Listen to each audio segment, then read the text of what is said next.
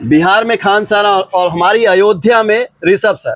इस वक्त हम लोग मौजूद हैं रामपुर भगन अयोध्या में। आप देख रहे हैं हमारे सामने संकल्पित ऋषभ सर जी भी मौजूद हैं। ऋषभ सर की अगर बात की जाए तो अगली बार के बाद इस बार फिर से इन्होंने कारनामा किया है। इनके बच्चों का जो है 19 बच्चों का जो सिलेक्शन यूपी पुलिस में हुआ है, इसके लिए पहले तो आपको हम बहुत बहुत बधाई देना चाहेंगे। जिस तरीके से आपने पिछली बार भी और इस बार भी आपके 19 बच्चों का सिलेक्शन हुआ है, तो पहले तो इसके लिए आपको बहुत बहुत बधाई। बहुत बहुत धन्यवाद। किस तरीके से क्या प्लानिंग है आपकी आगे चलकर?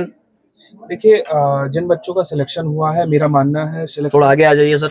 हाँ, सिलेक्शन मेरा दिशा निर्देशन होता है, बाकी सब कुछ डिपेंड करता है बच्चों की मेहनत पे जी। बच्चे किस तरीके से मेहनत कर रहे हैं। यहाँ जितने भी बच्चे सिलेक्शन लिए हैं, ये सभी बच्चे लगातार पढ़ाई किए हैं। मैं जब भी क्लास में पढ़ाता हूँ तो मैं बच्चों को बोलता हूँ 2 चीज़ें अपनाओ।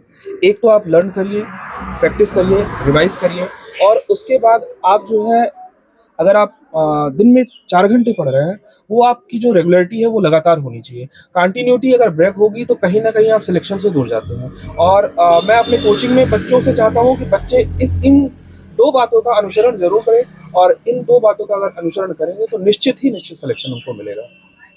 तो पहले तो मैं भी कहना चाहेंगे, जिस तरीके से बिहार एजुकेशन सेक्टर में आगे बढ़ रहा है और अपनी अयोध्या की तरफ हम देखते हैं, तो आपको देखते हैं जिस तरीके से आप काम कर रहे हैं, आप ग्रामीण क्षेत्र में काम कर रहे हैं। इसलिए इस चीज़ को ज़्यादा कह रहे हैं कि आप ग्रामीण क्षेत्र में जिन बच्चों को बाहर जाना पड़ रहा था, उनके लिए आपने एक ग्रामीण क्षेत्र में जिस तरीके से अपना जो कोचिंग सेंटर आपने चलाया है, जिस तरीके से लोगों को ट्रेट किया है, जिस तरीके से बच्चों को ट्रेट किया है, जिस तरीके से समझाया है, 19 बच्चों का सिलेक्शन होना ये मामूली बात नहीं है। जी बिल्कुल मामूली बात नहीं है। बच्चे बहुत मेहनती हैं हमारे यहाँ, बच्चे बहुत मेहनत करते हैं। जैसा आप देख रहे हैं, इरफान ने ऑल यूपी जो है 31वीं रैंक प्राप्त की है। अमित आया नहीं है किसी ऑल यूपी में 31वीं रैंक है। जी। इरफान कौन है?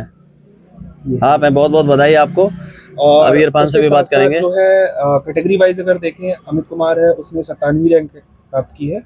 बच्चों ने बेहतर प्रदर्शन किया है। दिव्यांशी है। जब भी मैं क्लास में बच्चों को मोटिवेट करना होता था तो मैं दिव्यांशी और समा 2 लड़कियों का नाम मैं भी लेता था, और मुझे लगता है हमारे यहाँ पढ़ाने वाले जितने टीचर थे वो नए बच्चों को मोटिवेट करने के लिए दिव्यांशी और लड़कियों को दिव्यांशी और समा का नाम लेते थे।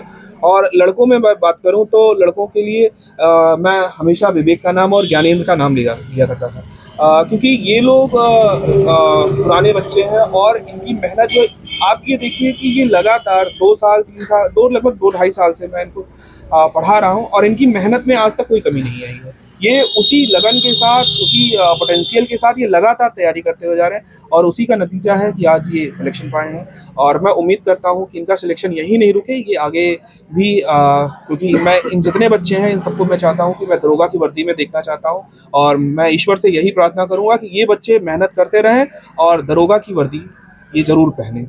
ज्ञानंद, पहले तो आपको बहुत बहुत बधाई हो। धन्यवाद।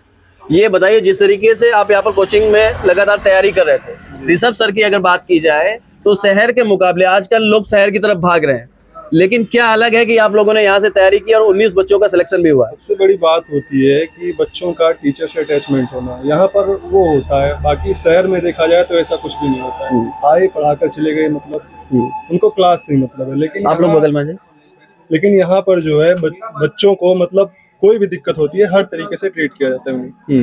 मतलब ग्रामीण परिवेश में बहुत अच्छी कोचिंग है यहाँ पर। अभी हमारी इनसे भी बात आ रही है, उनका भी ये कहना था कि यहाँ पर जो सर है टाइम देते हैं प्रॉपर। जी। बाकी शहर में हम लोग जा रहे हैं, वो प्रॉपर टाइम नहीं मिल पा रहा था। वही बात ना कि मतलब उनको केवल क्लास मतलब रहता है, अपने पैसे से मतलब है क्लास की, उसके बाद आकर चले गए, और बाकी बच्चों से कोई मतलब होता नहीं है। लेकिन यहाँ पर जो है आपको छोटे से छोटे क्वेश्चन, बड़े से बड़े क्वेश्चन कुछ भी है आप तुरंत जाकर पूछ सकते हैं। ऐसी कोई ये बात नहीं है कि आप डरे या कुछ, ऐसा कुछ नहीं है। टीचर से पूरा हो रहता है।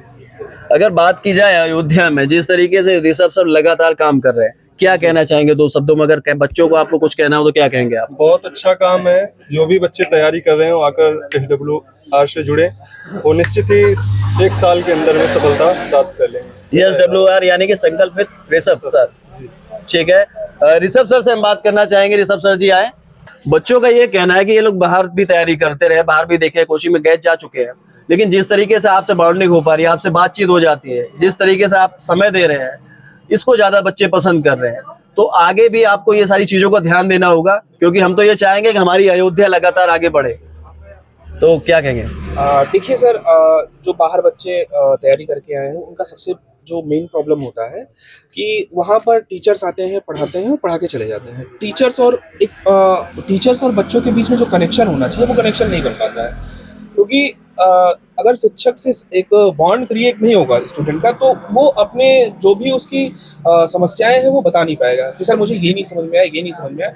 यहाँ पे क्या करता हूँ मैं, यहाँ पे चीज़ें हैं जैसे हमारे यहाँ मोहित सर है मैथ के लिए हैं, ये ज्ञानेंद्र है, इनका सिलेक्शन हुआ है, लेकिन ये प्रॉपरली जो अपने जूनियर्स हैं उनको ये गाइड करते रहते हैं, ठीक है। तो विवेक है, ये भी गाइड करते रहते हैं, हम नहीं है तो ये भी क्लास ले लेते हैं। आप ये समझिए कि जब क्लास स्टार्ट होती है उसके बाद अगर बच्चे रुक के पढ़ते हैं, उनका कोई भी डाउट होता है तो उनको ये नहीं रहता है कि मैं कैसे पूछूं, कहाँ पूछूं, कब पूछूं, ये नहीं है। आपको डाउट है, आप आइए तुरंत क्लास में पूछिए, क्लास से बाहर निकल रहे हैं आप पूछिए, उनको समय दिया जाता है, बिल्कुल आपके मन में कोई डाउट नहीं होना चाहिए। एनी टाइम कभी भी आपसे बात कर सकते हैं। हाँ बिल्कुल, कभी भी बात कर सकते हैं। आप ये समझ लीजिए कि सुधीर सर है, उनका सिलेक्शन हो गया, वो वीडियो हो गया है, उनके पास बच्चे रात में कॉल करके सर ये सवाल नहीं आ रहा है, मतलब रात में 10 बजे वो सोने का समय होता है, बच्चे उस टाइम उनसे क्वेश्चन कर सकते हैं और कोई हेजिटेशन नहीं है, कोई डर नहीं है, क्योंकि मैं मानता हूँ कि जब तक हमसे वो जुड़ेंगे नहीं और उनके अंदर से डर निकलेगा नहीं कि तब तक उनका सिलेक्शन नहीं। बहुत सारे पेरेंट की बात की जाए, बच्चों की भी बात की जाए, वो ये सोच रहे हैं कि नजदीक में ही पढ़ा जाए, तो ऐसे में आपसे अगर कांटेक्ट करना हो, जो वीडियो को देख रहे हैं, कैसे आपसे कांटेक्ट कर सकते हैं? रामपुर और तारुन दोनों जगह मेरी संस्थान है, और कोई भी आएगा वो सिर्फ रामपुर में है तो वो भटपुरा मोड़ के पास है, और तारुन में जो है वो नंसा रोड पे है। संकल्प कोई भी पूछेगा, किसी से भी पूछेगा तो उसको एग्जैक्ट एड्रेस पे वो पहुंचा देगा। अच्छा, संकल्प का बात की जाए तो एक ऐसा नाम है, संकल्प का संकल्प क्या है? संकल्प का संकल्प यही है कि मैंने जब शुरुआत की थी हमारे साथ, वास्तव में हमारे एक मित्र हैं जो इस समय हमारे साथ नहीं है, किसी कारणवश नहीं है, अश्विनी श्रीवास्तव सर, सोनू सर, उन्होंने मिलकर स्टार्ट किया था। बाद में मैं उनसे जुड़ा और जुड़ने के बाद इसको आगे ले जाने का कार्य कर रहा हूँ। जो जिम्मेदारी मुझे मिली है मैं उसका निर्वहन कर रहा हूँ। रही बात संकल्प का, संकल्प मेरा संकल्प है कि कोई भी बच्चा जो भी पढ़ना चाहता है, अगर वो आर्थिक रूप से कमजोर है, उसके पास किसी भी प्रकार की कोई भी समस्या है, मेन समस्या क्या होती है? आर्थिक, फाइनेंशियल। अगर उसका आर्थिक स्थिति खराब है और वो पढ़ना चाहता है, फ्री ऑफ कॉस्ट में उसको पढ़ाऊंगा। हमारे यहाँ, इसके लिए आपको हम बधाई देना चाहेंगे। हमारे यहाँ जिन बच्चों के पिता नहीं है मैं उनको फ्री में पढ़ाता हूँ, ठीक है। जिनकी आर्थिक स्थिति नहीं बेहतर है मैं उनको फ्री में पढ़ाता हूँ। एक सवाल मैं आप लोगों से पूछना चाहूंगा, जैसे बहुत सारे बच्चों ने क्या इंटर पास आउट किया है, और वो किस तरीके से आगे उनको तैयारी करना चाहिए, क्या करना चाहिए? आजकल बात की जाए तो ऑनलाइन कोचिंग, ऑफलाइन कोचिंग, सभी कोचिंग्स अवेलेबल है, तो किस तरीके से उनको आगे बढ़ना चाहिए जिन्होंने अभी इंटर से पास आउट किया है? क्या कहना चाहेंगे आप? उनको जैसे इंटर पास आउट के जो बच्चे हैं उनको तुरंत लाइब्रेरी नहीं ज्वाइन करनी चाहिए, पहले किसी ऑफलाइन कोचिंग को देखें, मतलब जैसे हमारी संकल्प है या फिर कोई और कोचिंग जो उनको अच्छा लगे। हाँ, वो पहले उस कोचिंग में जाएं, वहाँ पे पूरा अपना सिलेबस कंप्लीट करें। जब उनको ऐसा लगे कि हमारा सिलेबस कंप्लीट हो गया है, अब हम खुद पढ़ सकते हैं, खुद मेहनत कर सकते हैं, तो वो लाइब्रेरी ज्वाइन कर सकते हैं। उसके लिए भी हमारी संकल्प की लाइब्रेरी उपलब्ध है, यहाँ भी आ सकते हैं या फिर जहाँ उनको अच्छा लगे। बाकी कांटेक्ट नंबर तो मैंने नीचे दिया है, तो आप फोन भी करके जानकारी ले सकते हैं। आप क्या कहना चाहेंगे? सेम सवाल यही है। सर मेरे पास मोबाइल ना थी, हाँ। मैं मोबाइल से पढ़ती ना थी, मैं अभी 1-2 साल हुआ मुझे मोबाइल में। मेरा यही सोचना है कि हाँ, ऑनलाइन कोचिंग अभी शुरुआत के लिए नहीं सही है, तो ऑफलाइन ज्यादा अच्छा रहता है। तो जो भी पास आउट करके निकल रहे हैं बच्चे, पहले ऑफलाइन तैयारी करें। अच्छा, ये बताइए, यूपी पुलिस में आपका सिलेक्शन हुआ है, आपका जवाब भी फट करके आ रहा है, तो डंडा भी चलेगा क्या? हाँ टाइम करेगा उसमें देखा जाएगा जरूरत है कि नहीं है। चलिए ठीक है, आप लोग को मैंने कांटेक्ट नंबर दे दिया है।